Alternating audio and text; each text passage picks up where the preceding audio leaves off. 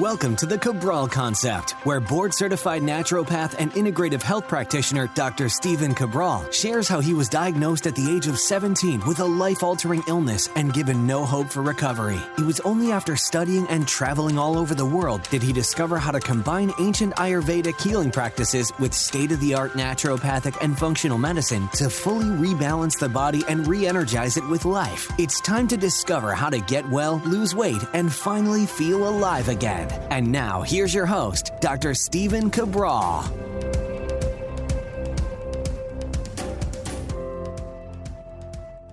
Welcome back to the show, everyone. We're here today on our Wellness and Weight Loss Wednesday, where the topic of the day is going to be internal versus external fat loss factors. So one of the biggest things that I like to share people is that if you are looking to transform your body in terms of being able to burn more body fat or become more fat adapted, as people say, and I'll be doing a follow-up show on that kind of fat loss myth in a few weeks, is to understand that there are things that you can do externally, meaning that you put into your body to help you burn more body fat that are actually quite effective and they do work. But then there's the other part to the equation of the internal factors that are going to enable you to not just burn more body fat today, but to boost your metabolism for years to come. So if someone asks me, how can I burn body fat? How can I lose weight? I say to them, what is the goal here? Because honestly, there are sometimes two different goals.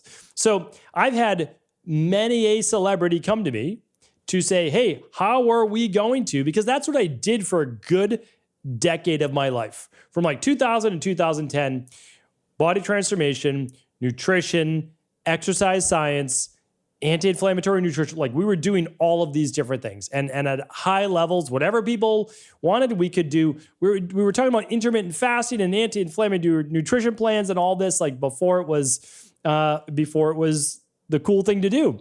But it wasn't just me. I wasn't the only one. I certainly didn't make this up. We were just, again, for a lot of people in the industry, you already know what's cutting edge, right? We already know that. If you're part of the community that knows about sauna, that knows about cold exposure, that knows about binaural beats, that knows about these things, well, you're already ahead of the curve. You might think it's like, oh, we've been talking about this for years. Yeah, 100%. But it's still not mainstream, right? It's like mainstream might be in like another 5 years. So what I share with people is this: to lose 5 pounds just for a week to get ready for a wedding, a photo shoot, or whatever. I mean, again, that's some people's goal. It's not my job to judge. I don't come into this and say, oh, well, you shouldn't do that or you should do that. No, my job is to help people achieve their goal in the healthiest way possible, right? But if your goal is like, well, I'm 35 pounds overweight, I want to lose the weight, I've tried a bunch of different things, some of them have worked, some of them haven't. The ones that worked, I ended up gaining the weight back. I say, okay, well, this is a different story. Let's do this the healthy way. Let's not only help you lose that 35 pounds over the next, let's say, 12 to 16 weeks, let's help you do it in a way that's sustainable and that's going to boost your metabolism at the same time so that you don't need to starve yourself or over-exercise. Because in the short term, yeah, eating less and exercising more will work. It works to a point, and then it stops working, right? I mean, that's the truth. Or you need to exercise more, you need to eat even less. I mean, that is an equation that I do not think that most people should participate in, because it is, to me, a fool's game to be able to continue to drop your calories while increasing your movement, and it creates essentially a catabolic or depleted environment inside your body.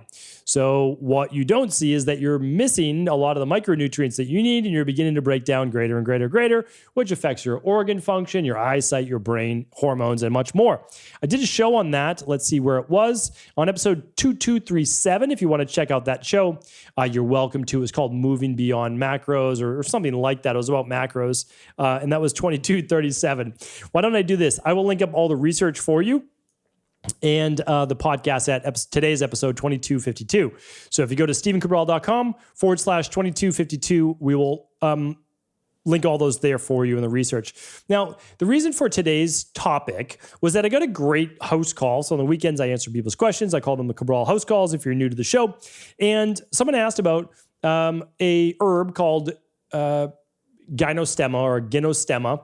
And it's used a lot in Ayurvedic and in traditional Chinese medicine, and it can be used for fat loss. Oftentimes it's used for blood sugar regulation, but it can be used as a metabolic booster as well.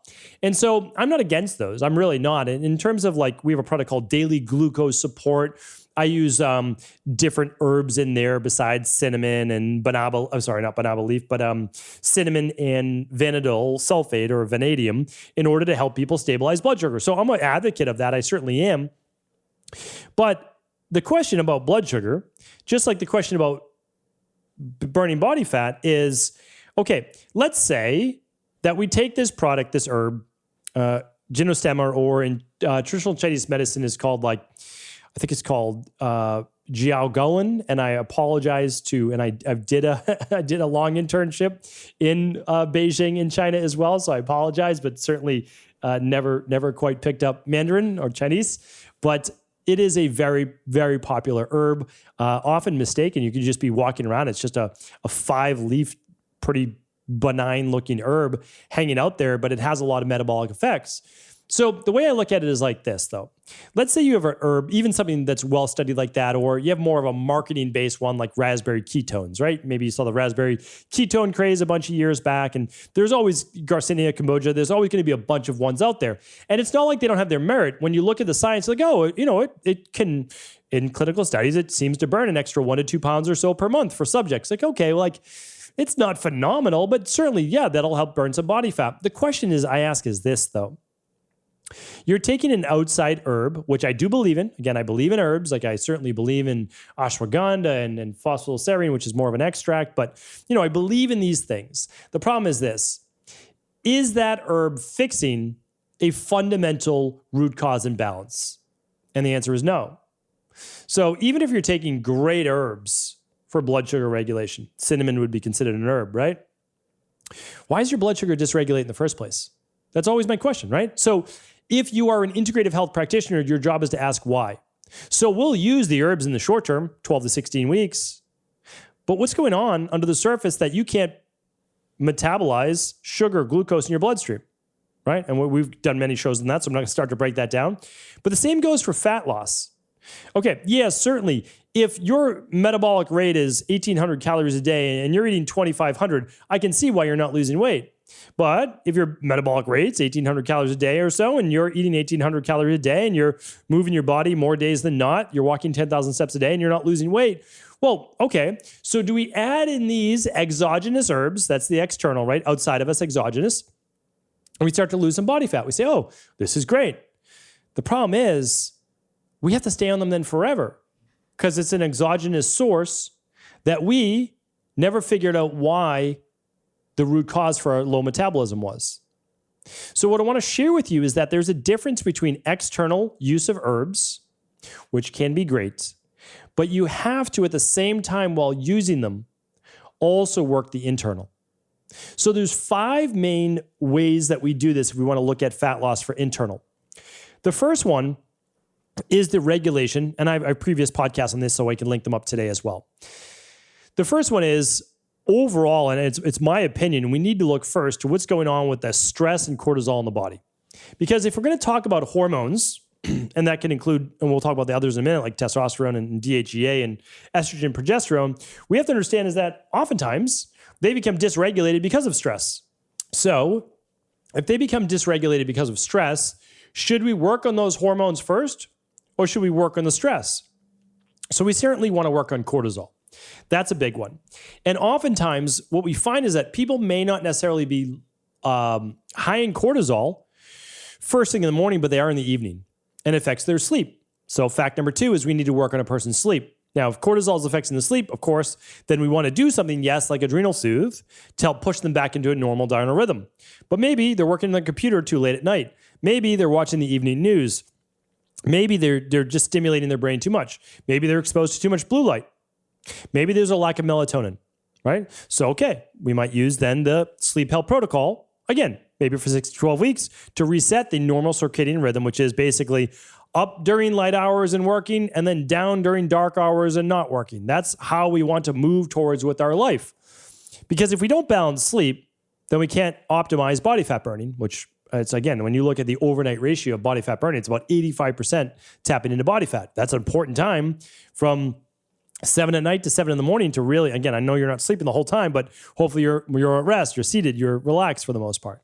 So that's an important factor to look at. But we also know that those people with the most disturbed sleep or the least amount of sleep have the highest fasting glucose levels, at least upon waking.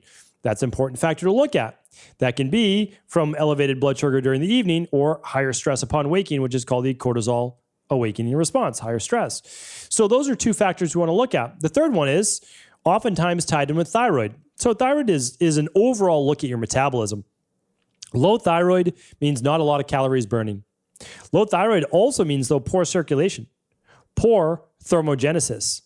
And heat does help burn more calories throughout the day because you're not always looking at, how many calories can I burn in 30 minutes for a workout? How many calories can I burn in 60 minutes? That's short-sighted.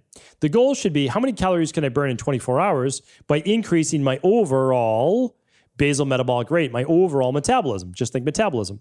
Well, if your thyroid is slow because of many factors, nutritional deficiencies, cortisol, etc., that's an important factor to look at. And thermogenesis has to do with the overall circulation of the body. If there's not enough heat, there's less calorie burning just in general. So it's important to boost that thermogenic-based effect. We mentioned blood sugar, but I want to get a little bit deeper into this because if you're in a chronic state of elevated blood sugar, meaning above the norm, it's not that you can't tap into body fat. That's also a misnomer in this industry. It's just that you store body fat at a much higher rate because you have all of this excess energy, which is glucose, and it's not being used because your metabolism's low or you're not exercising. And so it is going to be turned into body fat. Now, that body fat can still be utilized, but it's a revolving door. And the tough thing about continuing to put on more body fat is that you raise internal estrogen levels, endogenous estrogen levels, and you raise cortisol levels the more adipose tissue you have. That's, again, clinically proven. So now it makes it even more difficult to lose body weight, which is not just body fat, because you're retaining more water. You have a whole lot more inflammation, especially around the midsection. And this is very, very common. Cortisol around the midsection and around the hips, estrogen. So these are important factors to look at.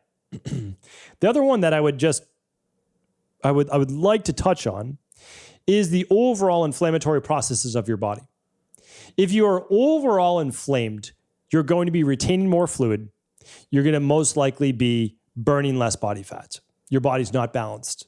This can have to do with liver. This can have to do with a lot of other factors. Again, it could be heavy metals. It could be gut issues.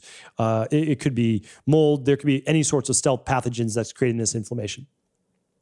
The interesting thing is that we just spoke about thermogenesis and thyroid, cortisol, sleep. We talked about blood sugar. We talked about overall toxicity and hormones. None of those specifically have to say, that's why someone gained weight. Because we didn't talk about overeating and we didn't talk about undermoving. What we talked about was the actual foundation for how to boost metabolism or the inverse, to slow it. So when we are helping people lose weight, we are helping them to do what? Improve cortisol, stress, thyroid and hormones, sleep, thermogenesis, glucose balance. That's essentially what we are doing. And then because of that, we are now optimizing their cellular function. We're boosting their metabolism to the tune of a couple hundred calories per day. And now they lose weight without doing anything different. That's amazing, right? So now we've got them walking 10,000 steps a day. Then we start to move into some cardio to help balance blood sugar to a greater degree. Then we start to move into some body weight training, then some weight training. The next thing they know, they're doing sprints. They're doing all sorts of great things, right? And they are naturally then, by following that methodology, not doing anything extra that they don't need to. Because as they're about to plateau, they're just increasing their output because they now have more energy and they don't need to decrease calories then as a result. So they're eating a normal amount of calories from healthy food. They're not starving themselves and they are naturally burning more body fat. I don't want to say becoming fat adapted because, again, that's a misnomer that I'll talk more about in the future. So today's show is really about understanding the difference between external fat burners.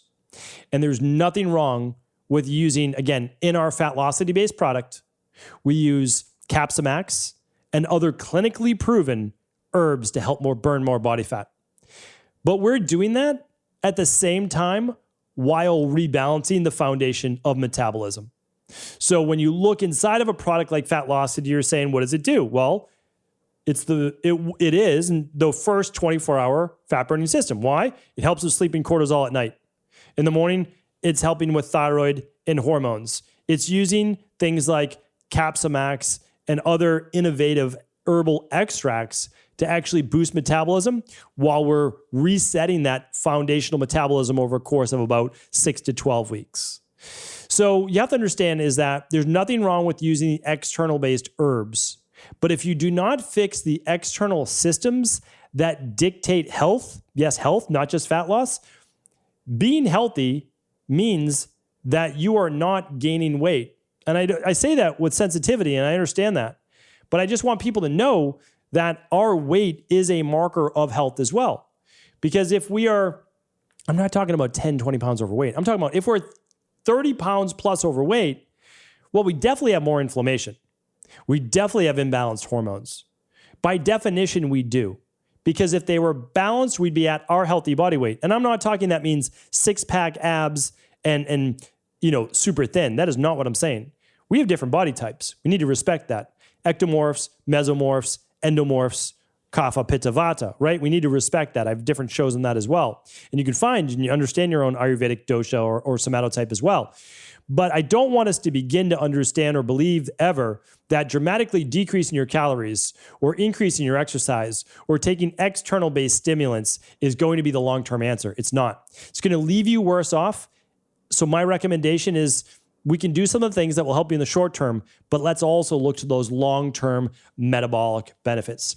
Hopefully this was helpful. I will link everything up today at stephencabral.com/2252 for any research studies that we find pertinent, previous podcasts. I can't link up Fatlocity, but you can certainly learn more about the system we use just by going to stephencabral.com/Fatlocity, and you'll certainly be able to find it. Take care, everyone. Have an amazing day. Did you know that the body really only becomes sick or imbalanced in only two ways? Over time, you become deficient in vital nutrients, and you also accumulate toxins internally and from the environment. As those nutrients diminish and you increase your total toxic load, your body then begins to show the first signs of dis-ease. It's actually quite predictable, and the good news is that if we know how you began to fill up that proverbial rain barrel, we also know how to empty it to begin the healing process. I was fortunate enough to learn this ancient healing process from my mentor after suffering from debilitating diseases for close to a decade. It was only when I began to implement these techniques did I finally overcome my illnesses and go on to live a life of energy and vitality that I now enjoy. I'd like to share with you now what I discovered after traveling all over the world and how to combine the best of ancient healing wisdom with state-of-the-art science. Allow me to teach you exactly how I've been able to help over 250,000 people to empty their rain barrel and begin to transform their body and lives into what they've always hoped they could be. To get your copy of the international bestseller, The Rain Barrel Effect, simply go to stephencabral.com/rainbarrel.